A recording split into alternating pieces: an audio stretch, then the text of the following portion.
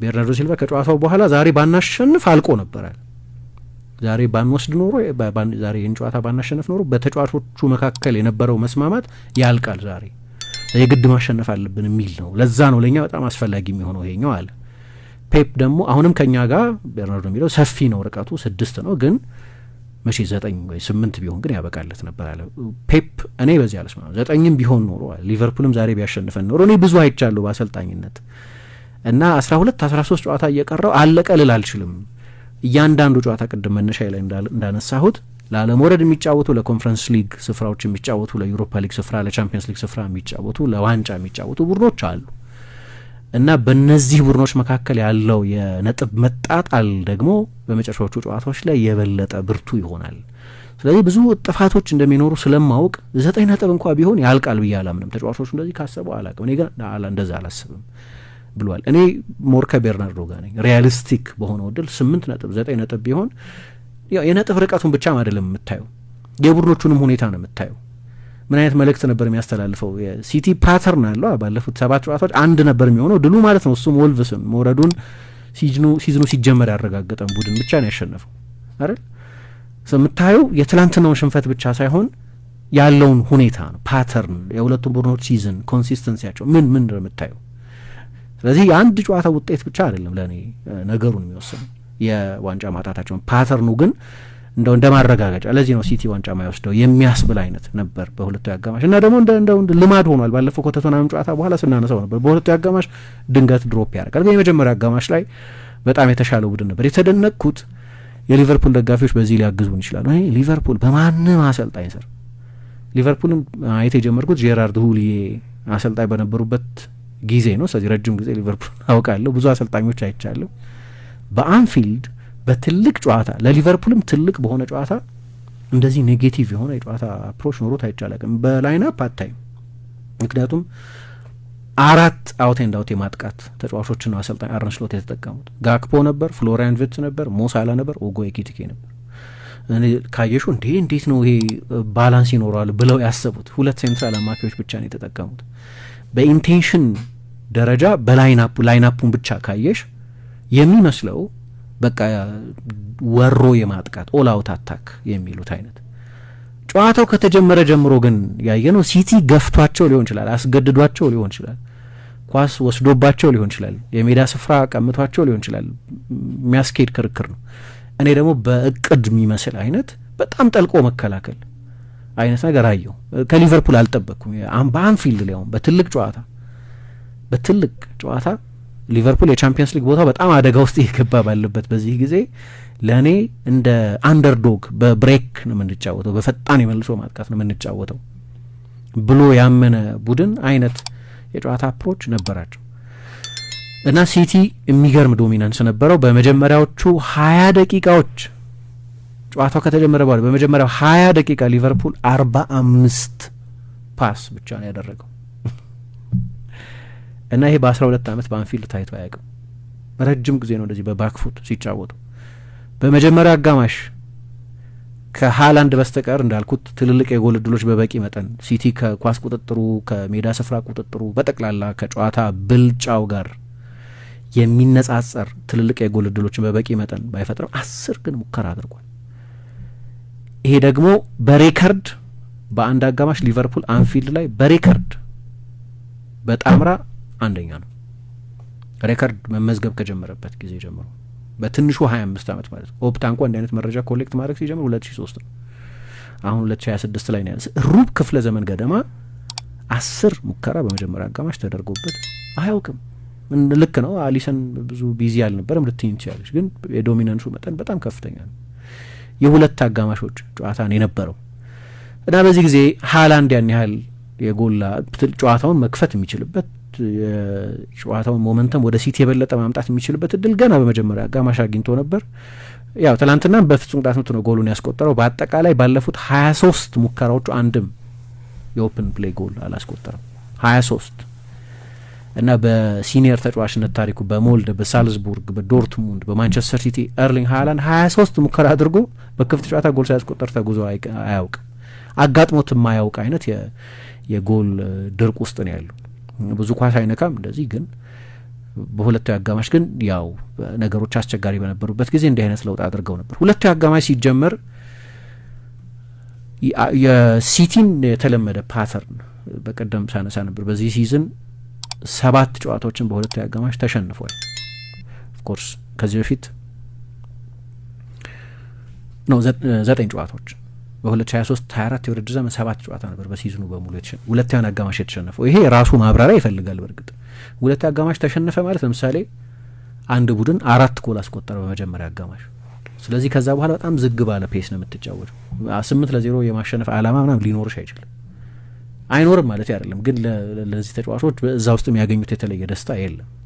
ስለዚህ እንዲያውም የሚያስቡት ሮብ ጨዋታ አለብኝ እና የበለጠ ኢኮኖሚካል መሆን፣ ላይናፑ ላይ ብዙ ለውጥ ማድረግ፣ አሰልጣኙ ቤንቹን ብዙ መጠቀም ይጀምራል። እሱ ደግሞ ሪትም ዲስራፕት ያደርጋል። ስለዚህ ሁለተኛው አጋማሽ ላይ ያኛው ቡድን 1 ጎል ሊያስቆጥር ይችላል እና ምንድን ነው የሚሆነው? 4-1 ነው የሚያልቀው ጨዋታ። ሁለተኛውን አጋማሽ ግን ያኛው ቡድን አሸነፈ ነው የምትይው አይደል? አሁን ኮንቴክስቱ ምንድነው? ይዳዝ ማለት ነው። ምን ችግር አለው?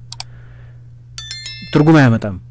ሁለተኛው አጋማሽ ሲሸነፍ ሲቲ ግን በዚህ ውድድር ዘመን ልክ በአርሰናል ሁለተኛውን አጋማሽ 1-0 ሲሸነፍ፣ ወይ በማንቸስተር ዩናይትድ ባለፈው ሁለተኛውን አጋማሽ 2-0 ሲሸነፍ፣ ወይ ባለፈው በቶተናም ሁለተኛውን አጋማሽ 2-0 ሲሸነፍ፣ በቃ የውጤቱ ኢምባላንስ እያለ ውጤት የምታጭባቸው አይነት የሁለተኛው አጋማሽ ሽንፈቶች ናቸው። ሽንፈት ኮንቴክስቱን ማስረዳት የፈለጉት ስለዚህ የሁለተኛው አጋማሽ ሽንፈት የሚባል ነገር የለም። ግን እንዴት ሁለተኛው አጋማሽ ላይ ቡድኑ እንደሚወርድ ለማሳየት ነው የሁለተኛው አጋማሽ ስኮር ላይን ብቻ የማነሳው።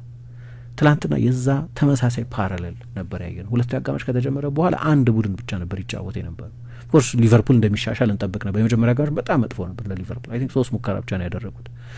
ሁለተኛው አጋማሽ ላይ ግን ኤኪቲኬ ጎል ማስቆጠር ነበረበት። በጣም አስደናቂ ክሮስ ወደ ሳጥን ደርሶት፣ በተለይ እንደዚህ አይነት ፎርም ላይ ያለ ተጫዋች ማስቆጠር ይጠበቀ 0.6 ነው የዛ ሙከራ የኤክስጂ ቫሊዩ ብቻ ምሳ ራሱ ደግሞ በጣም በጥሩ ፍሊክ ለፍሎሪያን ቨት ሰጥቶት ነበር። አንድ ኳስ ከፍጹም ቅጣት ሳጥን ውስጥ ከጎሉ መቆጠር በፊት የነበሩ ናቸው።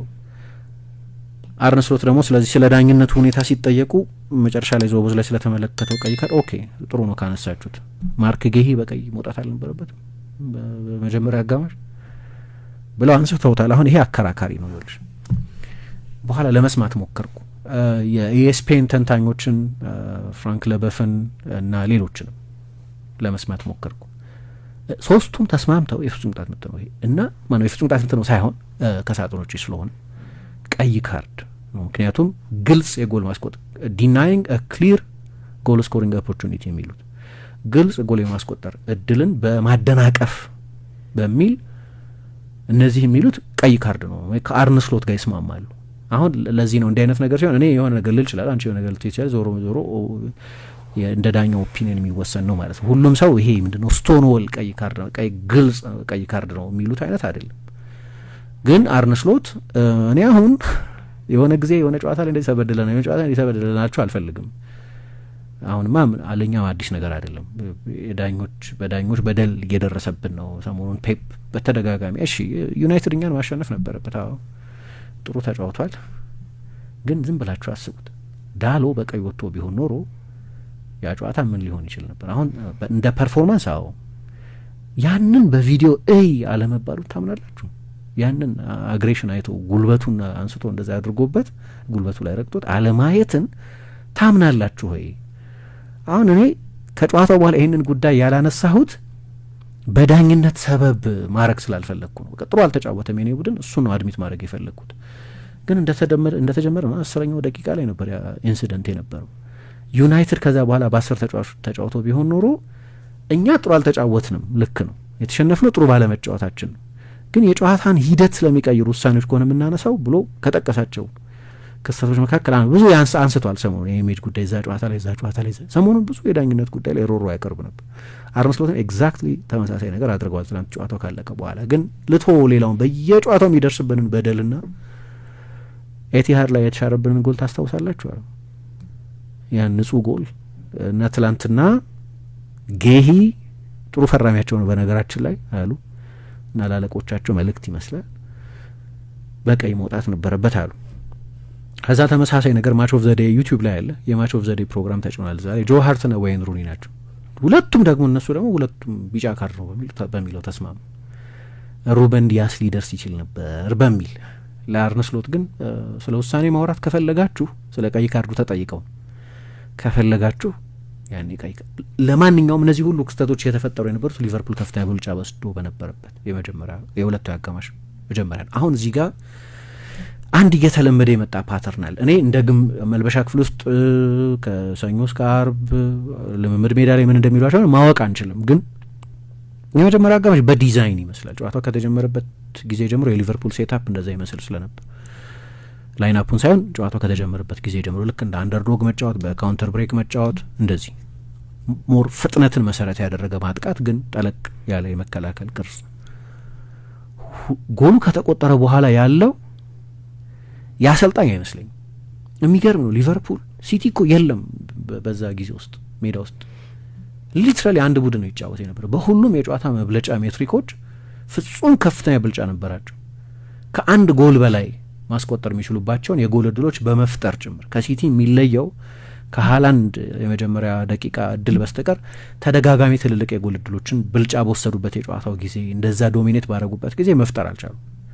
የሊቨርፑል ሁለተኛ አጋማሽ ላይ አሰልጣኝ የሚሉት የፕሬሲንግ ኢንቴንሲቲያችን ጥሩ ነበር፣ ፕሬስ የምናደርግበት የሜዳ ስፍራ ጥሩ ነበር፣ እንደዚህ ነገሮች ነው ያነሱት እና የመሻሻላቸው ምክንያት እሱ እንደሆነ ጠቅሰዋል። እኔ እንዲያው በጣም የገረመኝ ሁለተኛ አጋማሽ ሲጀመር ምንም አይነት ታክቲካዊ ለውጥ አለማድረግ የፐርሶኔልም የታክቲክም ለውጥ አለማድረጋቸው። የመጀመሪያ አጋማሽ እየሰራ አልነበርም። እንዴት በአንድ ቡድን በመጀመሪያ 25 ደቂቃ 45 ፓስ ያደርጋል በአንፊልድ? ይሄ ደግሞ ያ የድሮ ጃገራንት የሆነው ሁሉንም ቡድኖች የሚያፈራርሰው የትኛውን ሜዳ ላይ ዶሚኔት የሚያደርገው ሲቲ አይደለም፣ ድክመቶች ያሉበት ሲቲ ነው። ስለዚህ ሁለተኛ አጋማሽ ላይ ደግሞ ስሎት እንደዚህ አይነት ልማድ አላቸው። እየሰራ ካልመሰላቸው ቶሎ የመቀየር ልማድ አላቸው። አልቀየሩም። ሰው በዛው መንገድ ነው የቀጠሉት። ግን መልበሻ ክፍል ምን አይነት ንግግር እንዳደረጉ እንደገና አላቅም፣ ግን በጣም የተሻሻለ ሁለተኛ አጋማሽ አደረጉ። ያንን ጎል ካስቆጠሩ በኋላ ግን ያቺን ጎል ፕሮቴክት የሚያደርግ ልክ የሚያስተማመን የተከላካይ መስመር እንዳላቸው አይነት ማለት የለውም። ሊቨርፑል የተከላካይ መስመር አስተማማኝ አይደለም፣ ሊክ ነው የሚያደርገው። አመቱን ሙሉ እንደዛ ነው የነበረው። አሁን ይህ የሚመስለኝ ግን ሰብኮንሽስ ሊሆን ይችላል፣ ሳያስቡት ሰብኮንሽስሊ መከላከል። በቃ አሁን በቅርብ ጊዜ ትላንትና ሊቨርፑል ምን ሆነበት በዚህ ውድድር ዘመን በታሪኩ እንደዚህኛው ሲዝን በሊቨርፑል 130 ዓመት ታሪክ እንደዚህኛው ሲዝን ባለቀ ሰዓት ብዙ ጎል ተቆጥሮባቸው ተሸንፈው አያውቁ፣ ወይም አቻ ወጥተው አያውቁ፣ ወይም እንደዚህኛው ዘመን ከ90 ደቂቃው በኋላ ብዙ ጎል ተቆጥሮባቸው አያውቁ። አሁን ይሄኛው የካሌንደር አመት ከገባ 2026 ከገባ በኋላ ብቻ አትላንት 3ኛ ጎል ነው ባለቀ ሰዓት ተቆጥሮባቸው፣ ወይ እንደባለፈው እንደ ቦርንመዝ ጨዋታ አይነት ነገር ማለት ነው፣ ወይ ሲሸነፉ ወይ ጨዋታ ማሸነፍ ሲያቅታቸው። አሁን ይሄ እየተደጋገመ የሚመጣ ከሆነ ሳታስቢው ያቺን ጎል የበለጠ ፕሮቴክት የማድረግ ሀሳብ ውስጥ ገባያለች ማለት አሰልጣኙ አይመስለኝም። ቴክኒክ ቦታ ላይ አሰልጣኞች አሁን የውሃ ረፍት የለም ወይ አንድ ተጫዋች ተጎድቶ ዘለግ ያለ ጊዜ ወድቆ አንቺ 5 6 7 ተጫዋች ጠርተሽ ትልቅ ለውጥ ማድረግ ካልቻልሽ በስተቀር በጨዋታ ላይ ቀይራሽ ከምታስገቢያቸው ተጫዋቾች በስተቀር ትልቅ ለውጥ ማድረግ በጣም ያስቸግራል ከቤንች። ስለዚህ አሰልጣኙ ናቸው ያንን ለውጥ ያደረጉት ማለት አልችልም፣ ግን በጥልቀት መከላከል የጀመሩት ያቺን ጎል ካስቆጠሩ በኋላ ነው። ለዚህ ነው እኔ ሁለተኛው አጋማሽ ከማለት ይልቅ የሁለተኛው አጋማሽ የመጀመሪያ 30 ደቂቃዎች ላይ አስደናቂ ነበር ሊቨርፑል፣ በጣም አስደናቂ በጣም የተሻለው ቡድን ነበር ማለት የሚቀርልኝ። ምክንያቱም ከዛ በኋላ እንደገና ጠለቅ ብለው መከላከል የማንቸስተር ሲቲን ወደ ጨዋታው እንዲመለስ መጋበዝ የሚመስል አይነት ነገር አየን እና ያ ጎል ተቆጠረ። አሁን ያ ጎል ተቆጠረ፣ የበርናርዶ ሲልቫ ጎል አቻ ሆኖ ከዛ 7 ደቂቃ ተጨመረ። ስቴዲየም ውስጥ የደጋፊዎች መልእክትን አንዳንዴ ጆሮሽን ጣል አድርገሽ መስማት ያስፈልጋል። ምን ማለት ነው የሚለው አሁን ሊቨርፑል 1-0 እየመራ ቢሆን 7 ደቂቃ የተጨመረ የሊቨርፑል ደጋፊዎች በቅሬታ ነበር ድምጽ የሚያሰሙት። ረዘመ ምንድን ነው ለማሸነፍ ተቃርቦ ስለሚሆን 1-1 እያለ ግን እስቲ ሲቲ ለማሸነፍ እየተጫወተ ነው፣ ሊቨርፑልም ለማሸነፍ መጫወት አለበት። የሊቨርፑል ደጋፊዎች ያስ ነው ያሉት 7 ደቂቃ ሲጨመር። ምክንያቱም የደጋፊዎቹ ቡድናቸው እንደዛ ነው መጫወት ያለበት፣ ለማሸነፍ መጫወት ነው ያለበት ብለው ነው የሚያምኑት። አይጠቅመውም ለሊቨርፑል አቻ መውጣት። በሁለተኛው አጋማሽ በተለይ እንደዛ ብልጫ ከወሰደ በኋላ አቻ መውጣትን እንደ ጥሩ 1 ነጥብ ልትወስጂው። በማንኛውም ጊዜ ከሲቲ ጋር አቻ መውጣት ጥሩ ነጥብ ነው በየትኛው ሜዳ ቢሆን። በጨዋታው ኮንቴክስትና በሊቨርፑል ሲዝን ኮንቴክስት ግን ጥሩ አይደለም። እዚህ ሊቨርፑል ደጋፊዎች ኢንቴንሽን ግልጽ ነው። ከተጫዋቾቹ ወይም አላቅም ከአሰልጣኝ ስታፉ የተለየ ነው። ለማሸነፍ ነው መጫወት ያለብን ብለው እንደሚያምኑ ያሳያል። ግን ስዊችድ ኦፍ ነበሩ። በቃ ከዛ የዞቦዝ ላይ ጎል በኋላ ተጨማሪ የማጥቃት ኢንቴንሽን አላየሁም በሊቨርፑል በኩል። ከዛ ያቺ ኢንሲደንት ተፈጣች እና እንዳልኩት በጣም ቀላል 1-2 ነው የሲቲ ተጫዋቾች የተጫወቱት። እዛ ቦታ የኬርኬዝ ቦታ ነው። ለእኔ በጣም ጥሩ ተጫዋታ ሚሎሽ ኬርኬዝ እንዲሁም በሊቨርፑል መለያ ጥሩ ከተጫወተባቸው ጨዋታዎች መካከል አንዱ ይመስለኛል። የእሱን ያህል ብዙ ፕሮግሬሲቭ ኬሪስ የሚሉት ብዙ ኳስ ይዞ ወደፊት እየገፉ በመሄድ በጣም የተዋጣ ከሁሉም ሜዳ ውስጥ ከነበሩ ተጫዋቾች በዛ ስኬታማ ነበር። ፍጥነቱን ምኑን ማየት ይቻል ነበር። ምናልባት ከቦርንመዝ አይደል የመጣው የቦርንመዝ ጨዋታ ደግሞ ትራንዚሽናል ነው። ስለዚህ ምናልባት በቦርንመዝ የተጫወተውን አይነት እግር ኳስ ይመስላል። ኮንትሮል የሆነው የበለጠ ብዙ አጫጭር ፓስ ማድረግ የሚጠይቅ የበለጠ ትሪያንግል መስራት ሬክታንጉል መስራት ነው የሚጠይቅ ሲሆን የበለጠ የትዕግስት አጫወት ሲሆን ምናልባት ለዛ አጫወት ያንን ለመልመድ ጊዜ ያስፈልገውት ይሆናል። ትራንዚሽናል ከሆነ ግን በጣም ጥሩ ብዙ ስፔስ አለ የሚሮጥበት ነው። በጣም ኃይለኛ ፍጥነት ያለው ተጫዋች ነው። እዛ ላይ ግን የቦታ ጀጅመንት ስተተሰራ ሁለተኛ ሁለቱ ተቀይሮ የገባው ከርተስ ሲሆን ዝሎ ነው ልትያት ሲሆን 5 ደቂቃ የተጫወተ አይመስለኝም። ልክ የአቻነቱ ጎል ተቆጠረ ነው አሰልጣኝ አርነ ስሎት ቀይሮ ያስገቡት። ሊደክም አይችልም፣ ድካም ሰበብ ሊሆንበት አይችልም። እና አሌክሲስ መካሊስተር ሁለቱ ተጫዋቾች በቃ እንግሊዞቹ ቦል ዎቸርስ የሚሏቸው አሉ። ልክ በቃ እያዩ ነው 1-2 በጣም ውስብስብ ባልሆነ 1-2 የታለፉት።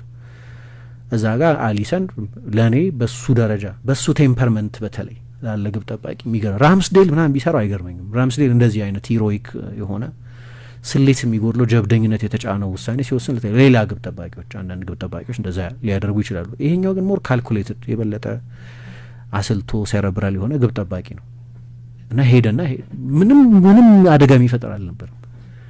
ወደ ውጭ እየወጣ የነበረ ኳስ ነው እና ምንድነው ተጫዋቹን በጣም ዘግኖታል ለማለት ያስቸግረኛል። ግን ፋውል ነው፣ ኳሱን አላገኘው። ኳሱን እስካላገኘው ድረስ የፍጹም ቅጣት ምት መሰጠቱ አይቀርም።